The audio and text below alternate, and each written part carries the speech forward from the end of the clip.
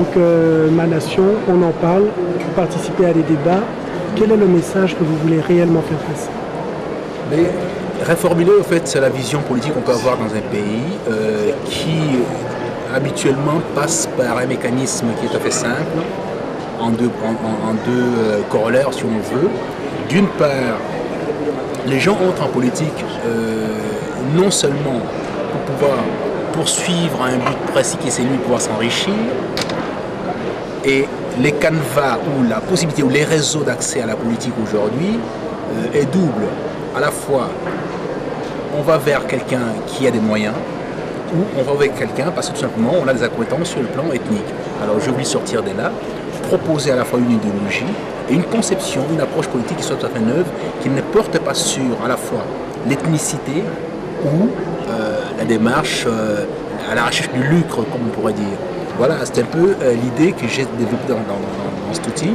Et par ailleurs, j'ai fait remarquer que pendant les élections, puisque j'y ai participé, les dernières élections de 2006-2007, il y avait absence complète d'idées. Il n'y avait pas d'idées, il n'y avait pas de débat d'idées. Il y avait des chiffres qu'on lançait à la tête parce que les uns avaient été considérés comme étant criminels, d'autres comme pilleurs et tout. Et finalement, on n'a pas trouvé, après les Congolais, les petits Congolais, les Congolais d'en bas, n'a pas eu accès à l'information permettant de pouvoir prendre position en termes d'idéologie et de projets. Malheureusement, c'était le cas. Donc ici, je propose à la fois une idéologie, une vision, une conception de la nation. Parce que, bon, on a parlé de communauté, ça veut dire quoi concrètement? J'étais en train de développer tout ça et donner un outil à n'importe quel Congolais pour pouvoir comprendre un peu s'il veut adhérer, s'il veut accéder, s'il veut comprendre le monde politique, quelle est la démarche à suivre. Ce choix de l'écriture plutôt que de l'oralité qui fait partie de notre tradition. Oui, c'est vrai que l'oralité reste toujours nécessaire parce qu'il y a des coins assez reculés de notre pays, puisqu'on a un territoire assez énorme, et que jusqu'aujourd'hui, l'éducation n'a pas encore atteint l'essentiel du territoire. Mais néanmoins, les grands malheurs qu'on a aujourd'hui, c'est que, puisque dans le livre j'en parle aussi, il aurait fallu qu'on puisse avoir accès aux éléments qui font de nous ce que nous sommes, c'est-à-dire de nos origines et tout ça. Mais malheureusement, on ne peut pas y avoir accès parce que c'est assez sur l'oralité. Et d'ailleurs là-dessus, j'ai fait un autre travail portant sur le fait que la société congolaise en général, et en particulier ce qu'on appelait à l'époque les empires et les royaumes et tout, était structurée de façon politique tout à fait solide. Mais malheureusement, on n'a pas d'écrit qui nous permet de pouvoir comprendre ce qui s'est passé à l'époque. Parce que l'oralité, à un moment donné, s'évapore, il n'y a plus rien.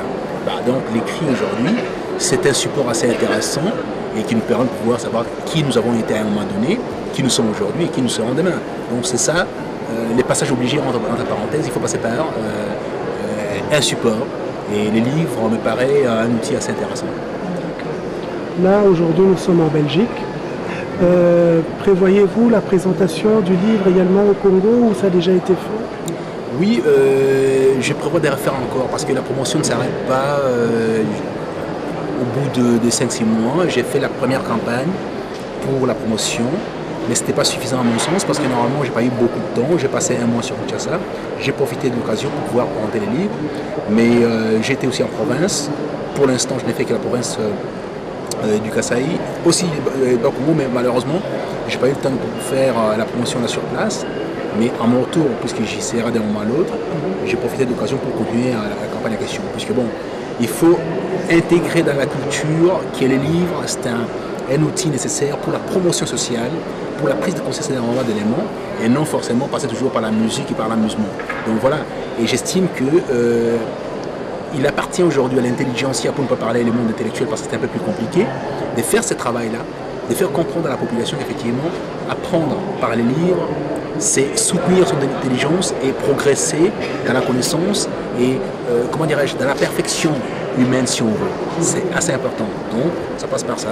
Et je travaille actuellement, je discute avec certains médias, surtout avec la télévision, pour qu'on puisse avoir des plages, des discussions littéraires et politiques à la fois, mais bon, assez approfondies, en mobilisant certains concepts plutôt, que par l'invective habituellement connue comme sport idéal en RDC.